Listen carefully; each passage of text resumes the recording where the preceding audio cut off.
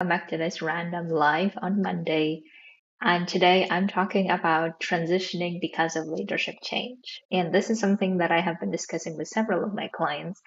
And the topic that I see oftentimes that we do is that we want to transition because we feel like the leaders that are coming into the operations, where the context where we're working, the leaders coming in and the personalities don't match, and therefore I just want to get out of there, right? This seemed to be like one of the, common strategies that we may tend to go for. And I'm wanting to talk about what could be other strategies that you can consider before just deciding to escape that environment because you feel like the personalities are not matching. So, usually when leadership changes, like in terms of leadership, I mean higher senior management is changing, representatives changing, maybe deputy representatives or director level, whichever the level of structure hierarchy you work in the communitarian context. We always have these type of changes where the senior management changes, and then we expect usually that when they come in, they just talk to all of us. They discuss with all of us what are the changes that need to be made, what are the structural changes or programmatic changes, whatever it is. We believe that they will all, like when they change, they will come and talk to us, consult with us, hear all of our opinions, and then based on that, make a sound decision of changes, right? This is what we believe will happen.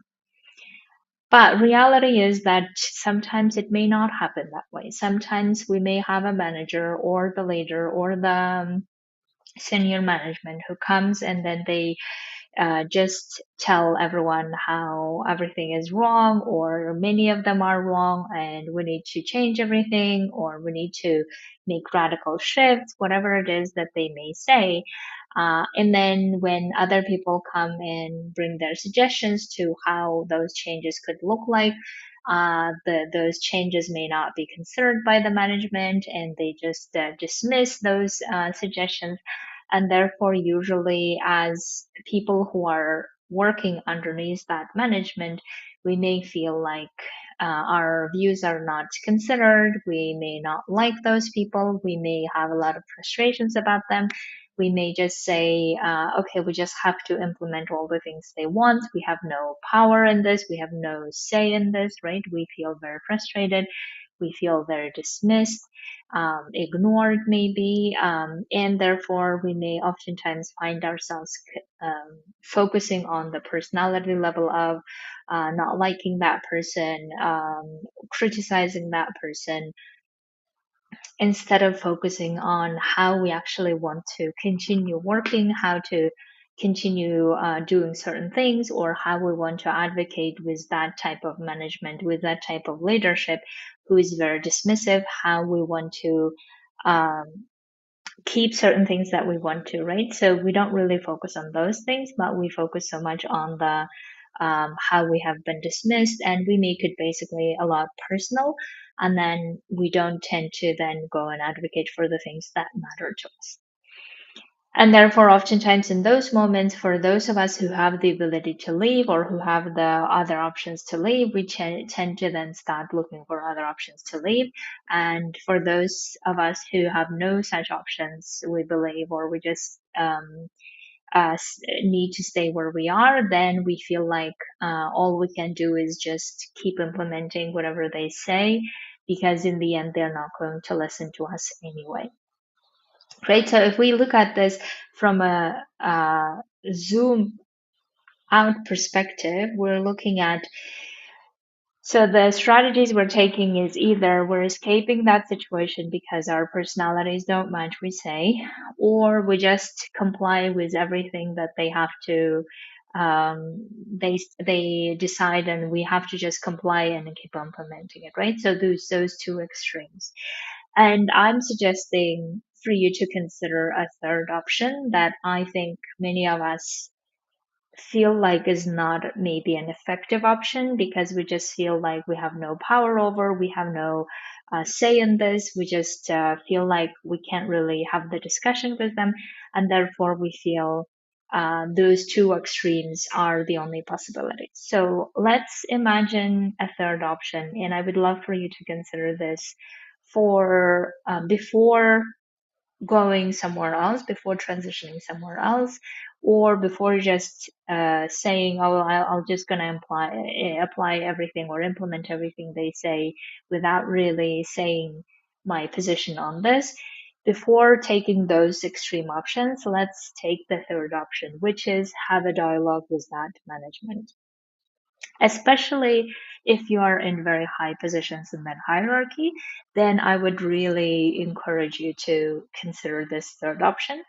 And I will tell you in a minute why that could be beneficial. But one of the reasons that I think we need to have that conversation is because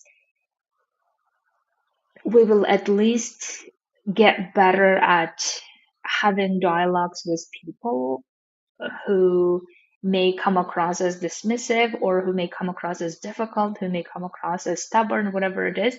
We get better at working with people who have such type of behaviors. We get better at understanding them. We get better at communicating with them. We get better at maybe setting certain boundaries as well, to say that I feel like this is a very dismissive, one-sided conversation. Can we have a dialogue instead, right? So um, we get better at basically dealing with people, having conversations with people where we put ourselves into the equal position instead of just escaping that situation or that person, instead of just giving in and conceding, where we then dismiss all of our expertise from before, all of our experiences from before, and we don't really advocate and present in the equal standpoint, right?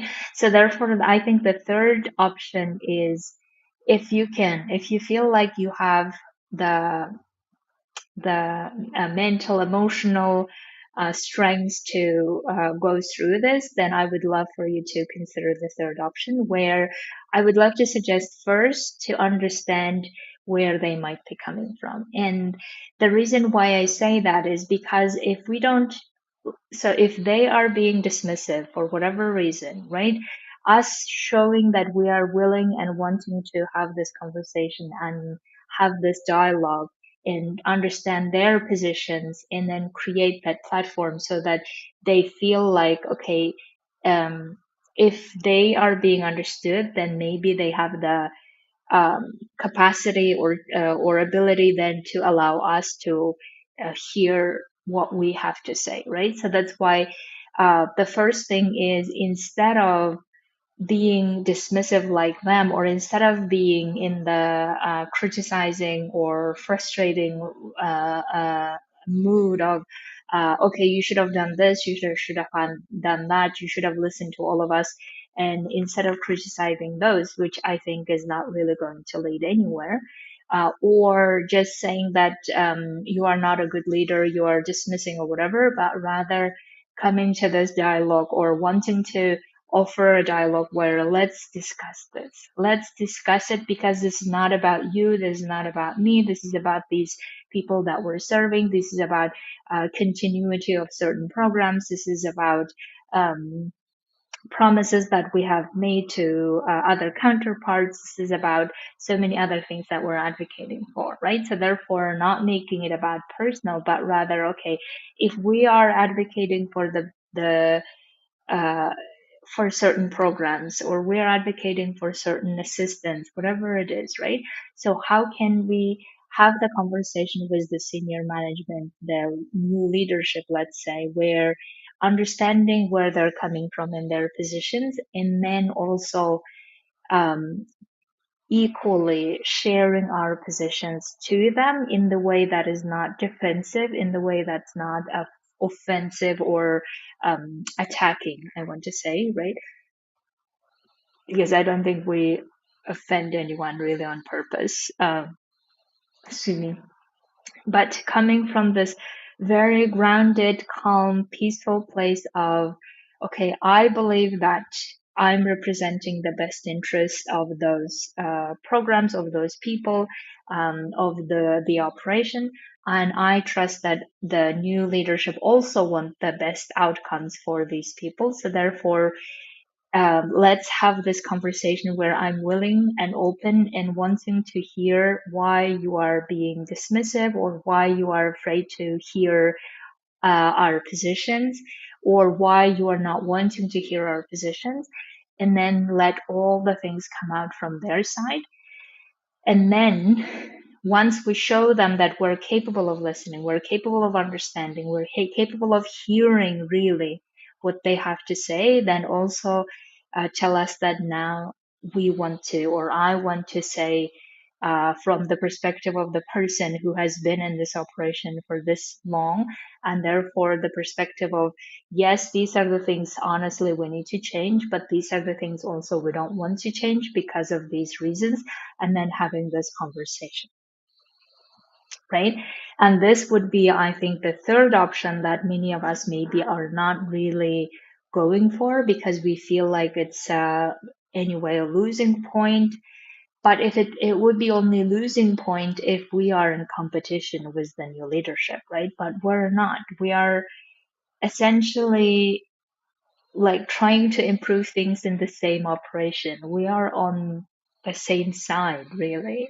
So that's why not putting us against them, but rather trying to understand where they're coming from and why they feel that way.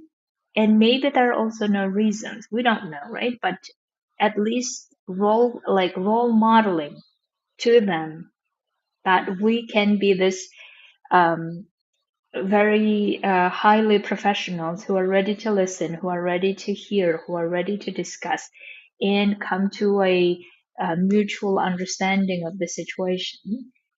I feel like we can be the persons who can make that first step and then um, show our readiness and show our willingness to discuss, and then hearing from them how they will react.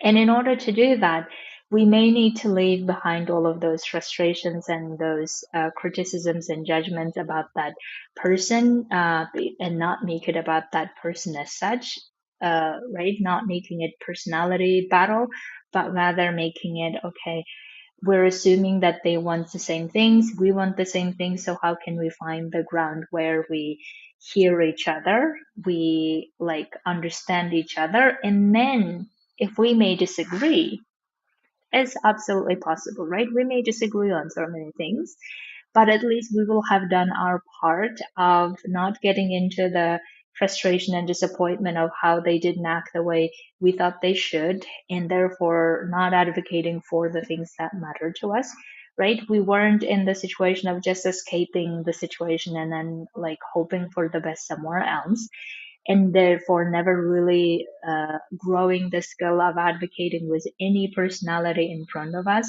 for the things that we believe matter. Um, Advancing our skill of having conversations with any personalities, basically, and also having this conversation where we want to move the needle further or solve the problem further instead of interrupting it and redoing things over and over again, or um, just not valuing the work that has been done so far by so many other people in the past and just dismissing those.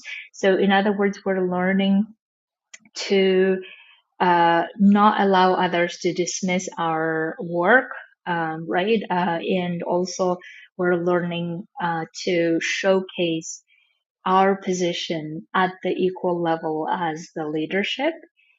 And that's not an easy thing for many of us, including myself, but I feel like the skill of learning it by actually having that conversation, and where we feel like if they keep being dismissive and saying like, well, I don't really want to hear this, or it doesn't really matter, whatever it is, if that conversation starts happening, I would also encourage us to have the confidence to say, well, I feel like I'm not being heard, even though as part of my position, I think I have a lot to say based on the experience, based on what we have done so far, and therefore I'm willing to listen and hear your position, and I um, expect you to do the same, right? And I think when we call out on people sometimes to say that this is what I see happening, this is what I feel is happening, and therefore I don't think that's what you mean, but this is what I'm experiencing, and therefore I'm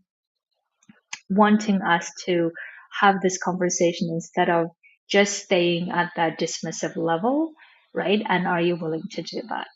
And in other words, willing to have this very mature and it may be even uncomfortable conversations in learning to do that, I think will help us, allow us to be great advocates for the justices that we want to make, for the continuation of certain programs that we believe need to be there, right? We also learn to um, be uncomfortable and still have the constructive conversation, still willing to show that we are professionals of our work and we are experts of our work and we're not allowing other people to disvalue or not value or dismiss. Instead, we're ready to bring this to the same level of discussion. And I think these are the amazing skills that we can learn by working with that type of leaders who are not willing to listen, who are not willing to hear our point of views or not give us a chance. And that way we will also give them a chance to see what they might be doing and they shouldn't be doing that anymore. And therefore they have some type of feedback from us that is not only just escaping or keep doing without them ever knowing what's going on, but rather giving them immediate feedback in the constructive, most constructive, respectful way possible. Basically, modeling the behavior that we want them to do as well, instead of us modeling their behavior that we actually don't like, right? So that's really the advocacy that I really want to make is how can we model the behaviors that we really want to do in those moments, even when we see the leadership is, in our eyes, are being hard or difficult or dismissive, whatever it is, how can we still be the professionals of our work and willing to discuss things and also setting certain boundaries if necessary or pointing out certain things that we see as to how they're not maybe listening to or how we're not having this space where we can say the things that we want to and have the dialogue. And I think that's the only way they will learn a little from the experience. We will learn so much from that experience. And therefore, we have a best chance at discussing certain things and then moving our the cause further instead of letting it disrupt, instead of creating demoralized environment in the office, in the operation by a lot of people who may not have those voices or who may not feel like comfortable coming forward because they feel like their position is not high, their experience is not high, whatever it is, right? So therefore, if you are in that situation where you can directly have the conversation with the leadership and you're not doing it because you want to escape it or you just want to implement because that feels like easier somehow, note how much of a chance you have to actually have the conversation, to have the advocacy that you want to showcase your professionalism and focus on what matters on the operation rather than making it personal. So, my dears, this is what I wanted to point out or bring your awareness to and advocate how every one of us has a chance to role model or showcase the behavior that we really want to be in the workplace and then therefore leading the way. And I think that's really the true leadership when we can do the things that we really want in the workplace happen we model it, and then we just lead others with our models. So if you want to work on this, absolutely come coach with me. I would love to help you get to that place where you're no longer escaping, you're no longer just conceding, but rather taking the position of how you can have that equal conversation with the leader, and then bring the messages that you want because you made it about the cause, about the operation, about the people you're serving, and you want to get your messages across without attacking, without defending yourself. So I can't wait to coach you. Come coach with me. Send me a message. Until then, have a beautiful week. Thank you.